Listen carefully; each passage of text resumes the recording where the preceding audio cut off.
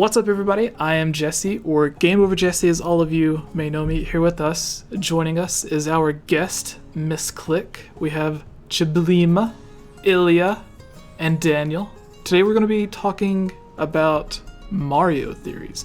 Usually we go through a bunch of Zelda theories for you guys, but to change it up, I thought it would be fun to discuss some Mario theories for the first time.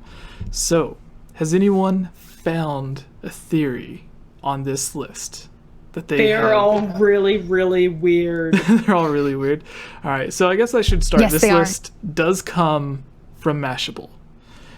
It says 10 Super Mario fan theories that will make your mustache curl. So Ilya, Chiblima, Miss Click, protect your mustaches.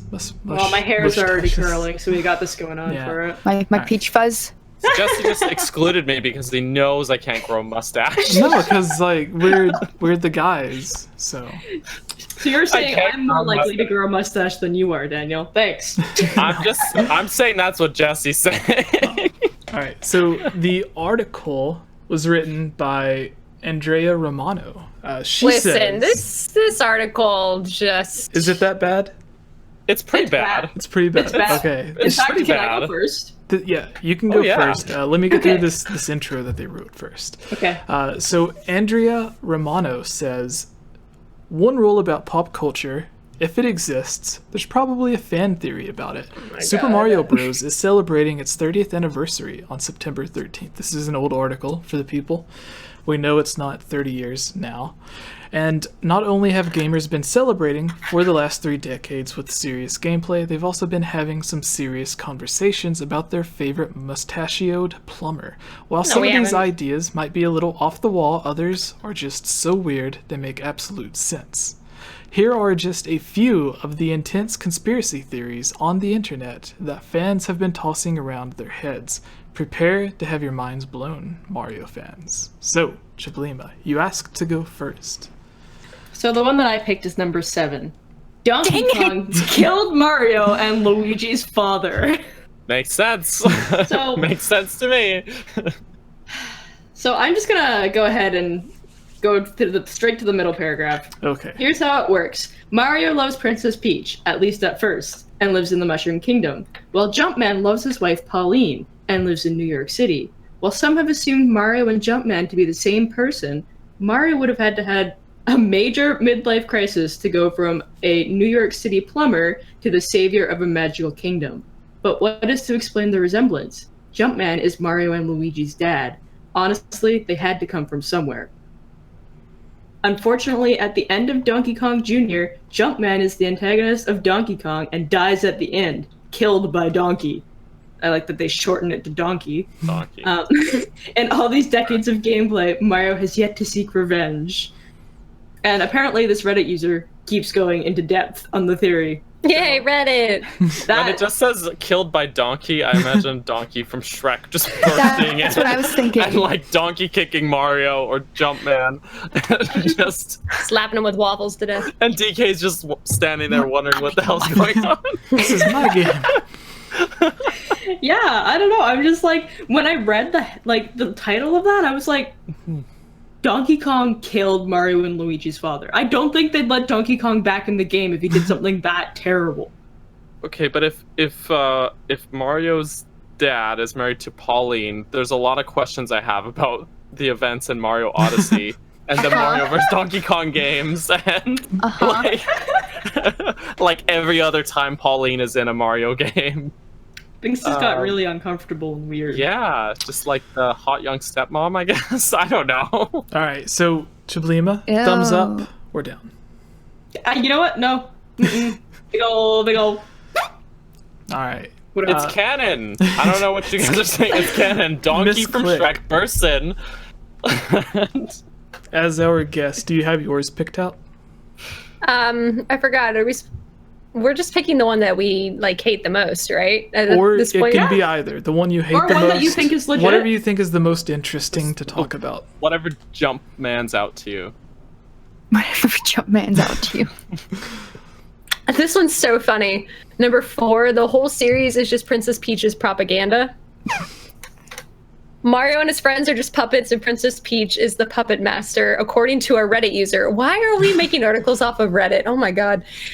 Have you ever asked yourself why we're being shown a Princess Peach point of view of our favorite game? We always believed that Peach was telling the truth and that she was the victim and Bowser was the villain. Well, what if Princess Peach is really just using the Mario games, which are plays? What if we're just using them as propaganda to lead you to believe that Bowser's the villain, when in reality, Peach is an evil dictator who wants to oppress the people of the Mushroom Kingdom? This post explains that gamers are never shown Bowser's point of view in the games, and therefore we're never given a complete picture of the politics of the Mushroom Kingdom. For all we know, Princess Peach could be manipulating Mario into thinking she's kidnapped to feed into her master plan. Ooh, wowzers. I didn't know that Peach was so devious. I mean, I don't know it. I don't. It's Probably I would see Daisy doing that before Peach, personally. really. That's so funny. Really? Daisy, huh? I just think it's just funny. Like, just trying to throw politics in anywhere you can. Good luck. Yeah, Please keep politics out of video games. Right? Like, Right? the person that made this article was getting all of their sourcing from Reddit. Like, were they Right. scrolling through like the Reddit fanfic like Mario section, or Yeah.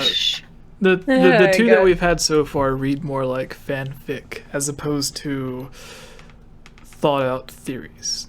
Some of them are actually worse, though. Like, I'm picking a mild one. There's some. hey, Yeah, you the know one what? I'm thinking of is really weird. All right, Well, since you you already guys know- have one, Ilya, Okay. go ahead. Well, first I have to say I almost picked 7 until Chewy picked it because of the first line. It says, just to clear up, it says, one fan theory is so full of tragedy and family intrigue it would make Shakespeare blush. And I'm like, as a theater actress who has done Shakespeare, it's really not that bad. Shakespeare's still worse. Person died. That would not make Shakespeare blush, but okay. Just like Titus and Andronicus is enough. They Right. eat each other. Yeah, pretty much. The one I was thinking of is number 3. Luigi is old. Mario keeps his strength in check. It says, poor Luigi. He's often brushed off as the weak loser brother of the popular and strong Mario. But what if the guy in green is actually a killing machine ready to rage at any moment? One fan theory on Reddit explains that Luigi may be stronger than we think, and staying close to Mario keeps him from hulking out. The user explains, the Reddit user, of course, Luigi's only fear is that he, Mario, may go too far one day. Oh no, that Luigi, will go too far one day and hurt people on accident due to his power running rampant.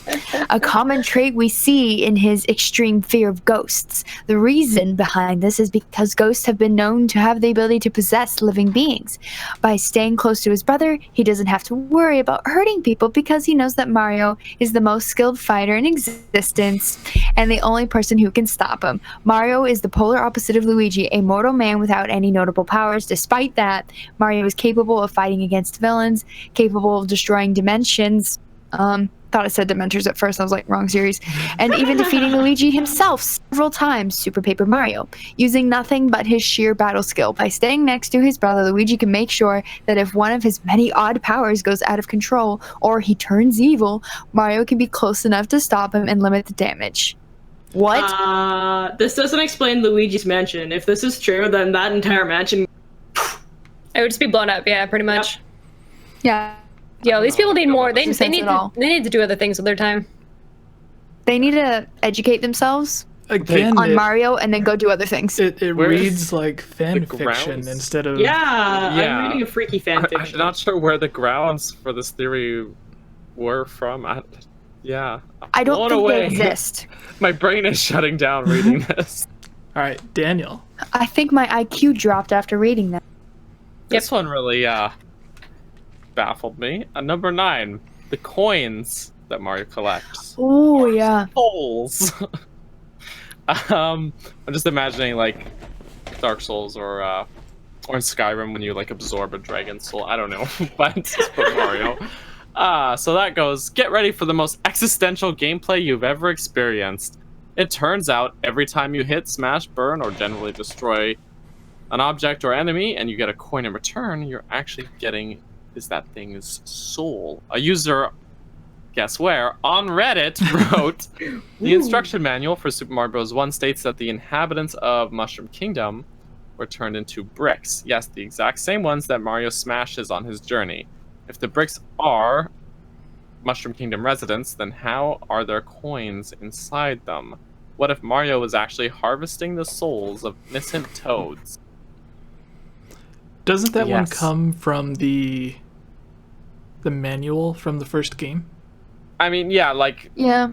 I think that's been retconned Yeah, anyways, but yeah, just, it's a little bit morbid. yeah, that was just I don't the feel good about Nintendo that. of America team trying to make sense of why there's so many blocks. So they're like, You well, can't make sense of there's what- no people and there's a bunch of blocks. So what if the people got turned into blocks? And that is all of the thought that went into that. Morbid. Yeah. Terrible. All right. So the one that I picked, number 10, Wario is a crazed Mario fan. Oh my Wario gosh. isn't. I want to say I picked the first one. Was it 7? I picked it as well. Or 4? I forget which one it was. It was 7. Yeah. So then I picked this one. Wario is a crazed Mario fan. Wario isn't such a bad guy. He just doesn't know how to process all these feelings of respect and admiration. Some evidence of Wario's devotion to Mario include Mario is established as incredibly famous. When he meets characters, they always say how glad they are to meet a celeb like him. Wario's outfit is I think there's a typo, is a super fan equivalent of Mario's overalls, white gloves, mustache, and a cap with an upside down M or W, however you want to spin it. Wario has starred in his own Mario-like games. He's practically copying him. In Super Mario Land 2, Wario lives in a castle with a statue of Mario in front. Of course, it's revealed that this place used to be Mario's own castle, but still, Wario doesn't seem to mind keeping it intact.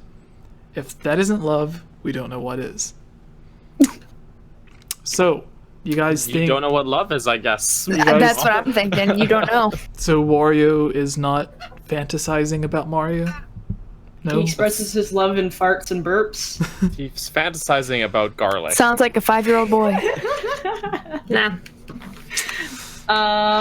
So is he like basically Tingle then? Ooh. Interesting. No. Tingle at least admits it to a certain degree. A little bit. Alright. Ooh. I think that brings us to the mailbag. Yes, I And think then- that Yeah, that article was- made me very uncomfortable in Yeah. general. So- Honestly, like, Cringe. maybe it's just because I'm a little bit more knowledgeable about the Zelda series, but it seemed like the Zelda discussions were a bit more fun when we I think went across there those is a little theories. bit more to it though, because you can go a bit more in depth about Zelda lore than you can about Yeah, Mario there's lore, not- right? Yeah. Right. So- Mario's pretty straightforward. yeah. Yeah. So Like, what Like, was... please don't try to put the pieces together between all of the games. no, What were some of the bizarre Mario, or not Mario, Zelda theories that we covered? like barring the obvious Link is dead one, Petroforce, the it's all a dream theory, of course. That always comes up. There's some- Ocarina of Time, Link and Zelda as siblings, the one I used to one. believe. Alright. yeah. Well, there's been some moving crazy on ones. to the mailbag. So, everyone in the live chat, this is your chance to interact with us. You can ask your Zelda questions. If you have one that you specifically want answered by someone, please tag them so they can see it. Otherwise, with everyone commenting, if you don't tag us, then it might just get covered by the rest of all of the comments that people have. We have a bit more of an active chat tonight, thanks to Miss Click, I guess. Yeah. Welcome to all my miscreants, babies. Yeah, so go ahead, leave your comments or questions, and then we'll do the intro. We can either pick through the live chat or pick some of the questions that's already in the mailbag. All right, so everyone ready? See. See. Hey everyone, it's me again, Elia Rose. I just wanted to say thank you so much for watching this video. And you know what? If you're a fan of videos like this, you should totally subscribe and give this video a like and comment below to let us know what type of videos you would like to see us create in the future. And if you would really like to support all of us here at the GameOverJesse channel, please consider purchasing a GameOverJesse t-shirt or becoming a Patreon at patreon.com/GameOverJesse, where you can receive many rewards, such as getting shoutouts, having any topic or theory that you select discussed on the podcast or made into its own video, having your question answered, joining on as a guest on the podcast, and playing with us during our Twitch live streams at twitch.tv/GameOverJesse, and much, much more.